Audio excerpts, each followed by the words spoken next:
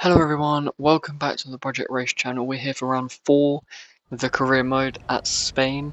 I hope you all enjoyed the last episode. We're going to get right into it, straight into qualifying. This is our first lap in Q1.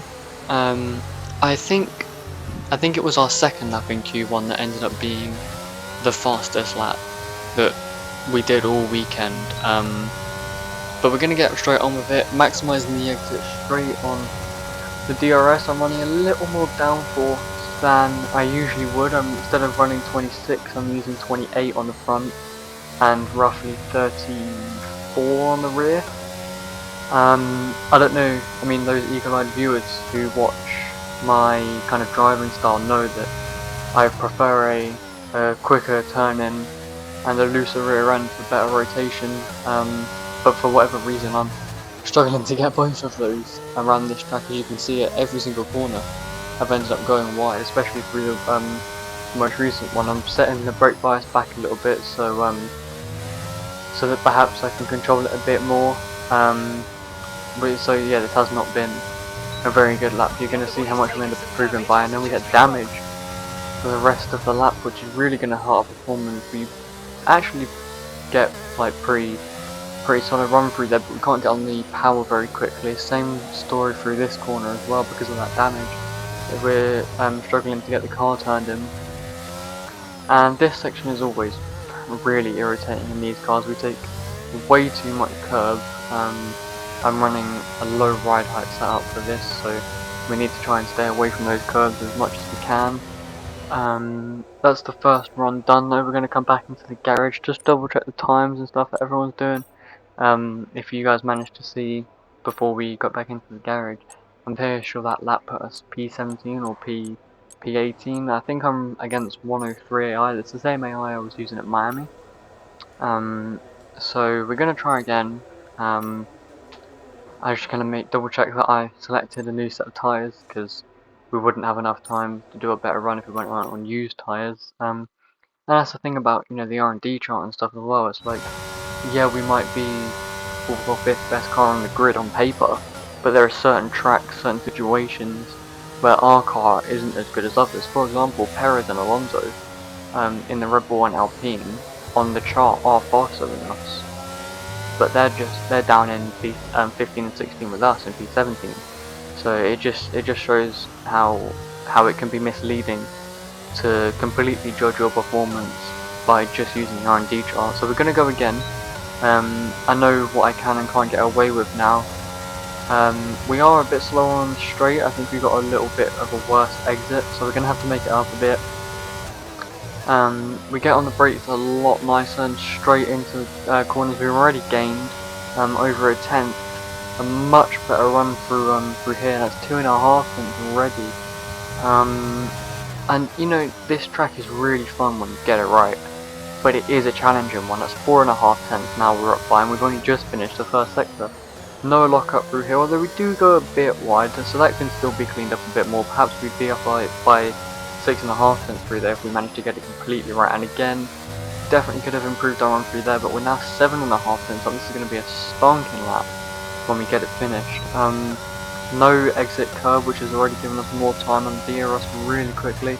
And now that we don't have any damage, we can take this entire last sector quicker. So now we're up by 8.5 tenths, make that 9. This is the only part of the track where we actually ended up losing time, but immediately we're going to gain it all right back through this final chicane, taking a lot less curb. You can see how much time that's given us, and now we are over a second up on our previous lap. This is the fastest lap we ended up doing over the entire weekend, and I'm quite happy with that lap, to be honest. I think apart from a few corners, I think we hooked it up pretty well. We don't end up going out again because we don't have enough time, but so we're going to advance straight onto Q2. This lap wasn't quite as fast as the one we just did, at least not to my memory. But we did still manage to do a fairly decent lap. You can see we're going slow to save the tyres a bit, and because of the overheating problem, we're trying to turn as little as possible as well, to keep the tyres cool for the start of the lap. We're going to turn it up into hot lap now, try and get a good exit, which I think we do pretty well. Low fuel as well, and all of that good stuff for qualifying. We are using a brand new set, so that is also another reason why it's quite frustrating that we couldn't quite go as fast as we could in Q1, but perhaps I was just fighting for a bit more. We do get a good run though, just like Q1, but then we drift a little bit wide from tapping the entry curb, sorry. We do end up going a little wide there as well through the right handle. We do get on the power fairly decently. A much better line through there than every other lap we've done so far, so that might be the only time we've actually gained time in this lap compared to the one in Q1, and also through that section as well, to be fair. We ran a bit wide through this right hander up here, but again activating the DRS as soon as possible. I didn't want to activate it any earlier than we did there, only because we were a bit on the curb, and activating DRS I could have completely ruined our lap. We could have ended up in the wall, which obviously is not ideal in qualifying. We get on the power a little bit too early, which means I have to hesitate getting to full throttle, and we go too wide on the exit of the first part of the chicane.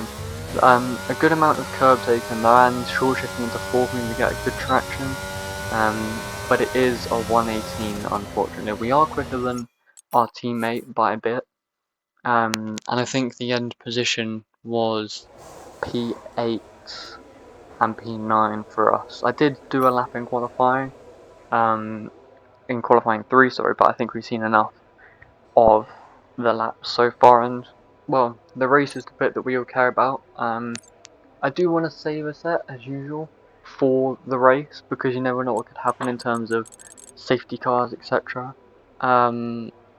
And I mean, if there was a safety car and we could only go to mediums, that would suck. But we're going to go to all 5 red lights that are now out, and we get actually really good exit, no wheel spin whatsoever until we get into 3rd gear, and it was right at the end while we're shifting up to 4th, so probably the best start of the season so far. We're going to look to the inside of Hamilton and Alonso, who are going 2 wide, so now we're 3 wide, and you see ahead Perez has got a horrendous exit, and we get ahead of him as well.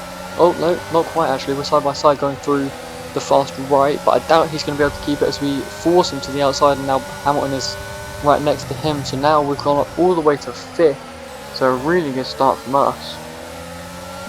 These mediums are coping with the temps really well for the moment anyway. We're going to try and keep with these guys. I mean, from qualifying we can see that we're not quite as fast as these guys. As you can already see, Hamilton's basically pushing us through some of these corners. We are getting away from Perez, although he is on the worst compound. You can see Hamilton is a tiny little look to our inside, but that has made us compromise our exit and losing time to Russell. Perez behind us attacking Hamilton, so hopefully that means he'll lose time, but he ends up slotting right back in behind him, so not much we can gain from that. And there's a tiny little gap between Leclerc and Sainz ahead, so perhaps we can gain on Russell from these two battling. We get a warning for exceeding track limits. An okay run through this chicane. We end up going a little bit too deep through the second part of the chicane, which compromises our exit for the final corner, but it's not too bad. We are running more wings than everyone else, so we are going to have to make use of our overtake button every now and then. You can see the two, not two, P1 and 2, and also P3 and 4 going side by side into these first few corners.